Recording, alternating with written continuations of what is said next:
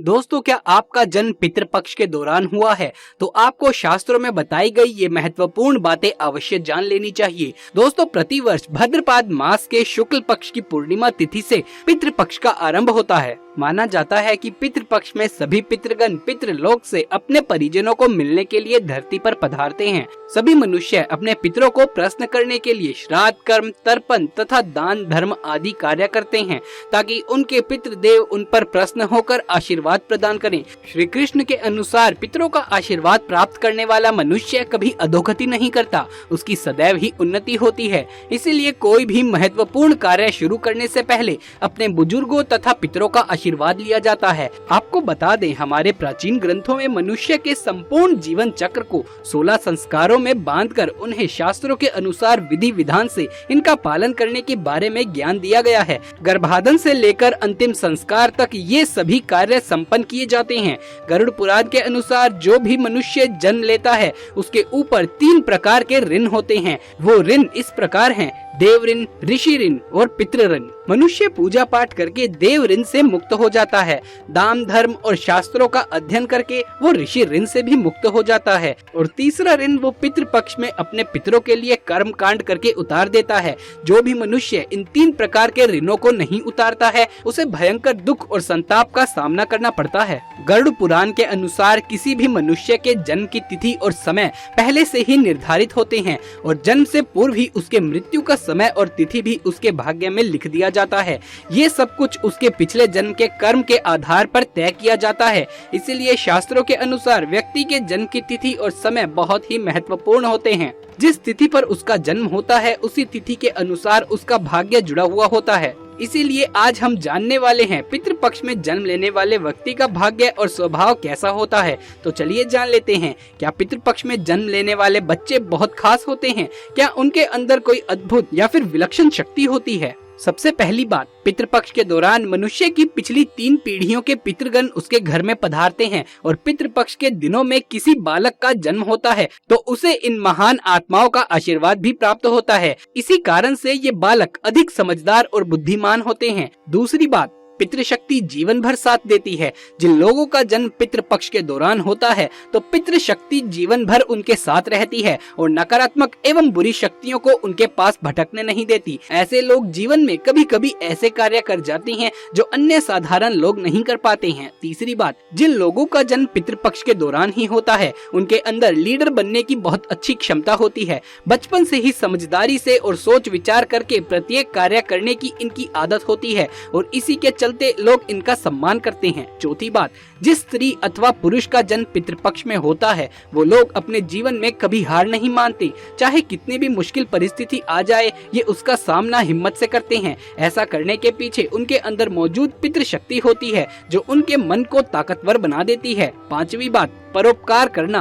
पितृपक्ष में जन्म लेने वाले लोग परोपकारी होते हैं। ये सदैव ही दान धर्म आदि कार्य करते रहते हैं। इन्हें दूसरों की सहायता करना, भूखों को भोजन कराना अत्यंत प्रिय होता है। ये अपने द्वार पर आए प्रत्येक प्राणी को भोजन अवश्य ही कराते हैं। ये गुण उनके अंदर पितरों की कृपा से ही प्रकट होता है।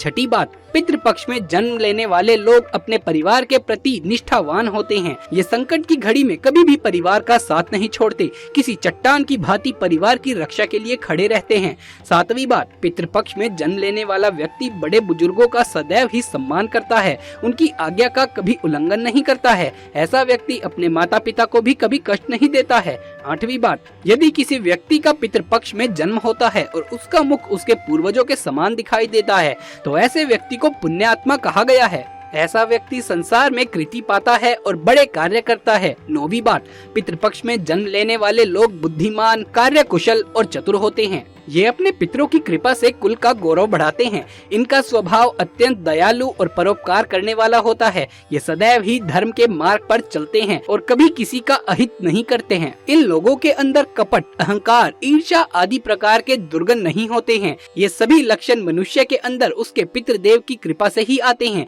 ये लोग अपने परिवार को सुखी और समृद्ध बनाते हैं। तो दोस्तों, क्या आपका भी जन्म पितृपक्ष में ही हुआ है? तो दोस्तों कमेंट में अवश्य बताइएगा। दोस्तों गरुड़ पुराण में भगवान श्री कृष्ण ने गरुड़ जी को पितरों के श्राद्ध से संबंधित बहुत ही महत्वपूर्ण ज्ञान दिया है। हिंदू धर्म में पितृपक्ष का बहुत ही अधिक महत्व होता है।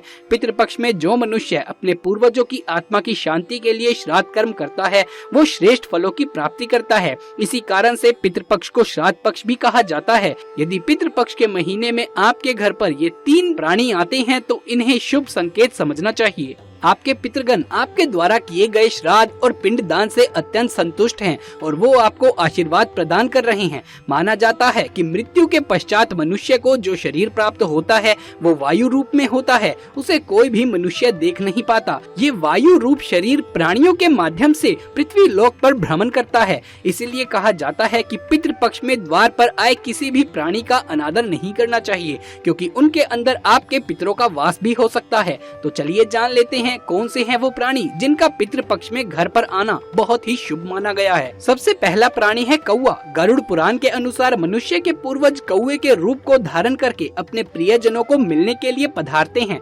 पितृपक्ष के दौरान यदि किसी पीपल के वृक्ष पर कौवा बैठा हुआ दिखाई दे जाए तो इसे बहुत ही शुभ संकेत समझना चाहिए। यदि कोई कौवा पितृ के श्राद्ध के दिन आपके घर पर आकर बोलने लगता है, आपके द्वारा दिया गया भोजन और जल को ग्रहण करता है, तो ये सभी संकेतों में श्रेष्ठ फल देने वाला संकेत है। आपके पितृगण आपसे अत्यंत संतुष्ट हैं। आपके दिए हुए सम्मान और भोग से वो प्रसन्न हैं और आपको आशीर्वाद दे रहे हैं, ऐसा समझना चाहिए। पितृपक्ष में कौवे का घर पर आकर भोजन ग्रहण करना ये संकेत देता है कि आपके जीवन में सभी समस्याओं का अंत होने वाला है और आपके जीवन में खुशियां आने वाली है। किंतु अगर पितृपक्ष में कोई कौवा आपके घर पर आकर जोर जोर से चिल्लाने लगे तो आपको समझ लेना चाहिए कि आपसे आपके पितृगण बहुत ही नाराज हैं। आपको उनकी संतुष्टि के लिए श्राद्ध कर्म करने चाहिए, अन्यथा पितृदोष से भयंकर स्थिति उत्पन्न हो सकती है। दोस्तों नंबर 2, दूसरा प्राणी है कुत्ता। अगर पितृपक्ष में श्राद्ध तथा पितरों की पूजा के दौरान द्वार पर कोई कुत्ता अचानक ही प्रकट हो जाता है तो ये बड़ा ही शुभ संकेत है। आपके पितृ कुत्ते के माध्यम से आपको आशीर्वाद प्रदान करने आए हैं। द्वार पर आए कुत्ते के साथ बुरा व्यवहार ना करें और गलती से भी उसे डंडे से मारकर ना भगाएं, अन्यथा आपके पितृदेव रुष्ट हो जाएंगे। द्वार पर आए कुत्ते को नमस्कार करके उसे भोजन कराएं। आपके पितृ आपसे अवश्य संतुष्ट हो जाएंगे। पितृपक्ष के दिनों में द्वार पर कुत्ते का आना ये संकेत है कि आपके समस्त दोषों का नाश हो गया है और अब आपके जीवन में सब कुछ मंगल होगा। तीसरा प्राणी है गाय। यदि पितृपक्ष में द्वार पर गौ माता आती है तो आप बहुत भाग्यशाली हैं। गाय के रूप में आने वाले पितृ बहुत ही पुण्यवान होते हैं। आपके पूर्वजों ने अपने जीवन में बहुत पुण्य कमाए हैं। यदि वो गाय के रूप में आपके द्वार पर प्रकट होते हैं तो इसे सुख समृद्धि का संकेत समझना चाहिए। इसीलिए द्वार पर आई गौ माता का अपमान ना करें, उनका आदर करें और नमस्कार करके उन्हें भोग चढ़ाएं। द्वार पर आई गौ माता को हाथ जोड़कर अपने मन की कोई इच्छा प्रकट करें और आपकी वो इच्छा अवश्य ही पूर्ण हो जाएगी, इसमें संदेह नहीं है। यदि आप द्वार पर आई गौ माता को मीठी रोटी खिलाते हैं तो कई गुना अधिक फल की प्राप्ति होती है। चौथी बात, यदि पितृपक्ष के दौरान आपके सपने में कोई जानवर मनुष्य की वाणी में बोलता हुआ दिखाई दे तो इसे बड़ा ही अशुभ संकेत समझना चाहिए। ये संकेत है कि आपके पितृ आपसे बहुत ही दुखी हैं, उनकी आत्मा को शांति नहीं मिली है। ऐसे में आपको पितरों का श्राद्ध एवं तर्पण करना चाहिए ताकि आपके पितरों को मुक्ति मिल सके। तो दोस्तों इस तरह से इन प्राणियों के माध्यम से आप जान सकते हैं कि आपके पितृ आपसे प्रसन्न है या नहीं। दोस्तों ये थी हमारी आज की वीडियो। अगर ये वीडियो आपको पसंद आया हो तो इसे एक लाइक करके अपने दोस्तों और रिश्तेदारों में इसे ज्यादा से ज्यादा शेयर करें। आगे भी ऐसे वीडियोस देखते रहने के लिए हमारे चैनल को सब्सक्राइब करके पास वाले बेल आइकन को भी दबा लीजिए। जल्द मुलाकात होगी आपसे किसी अगली वीडियो में। तब तक के लिए आप सभी का धन्यवाद।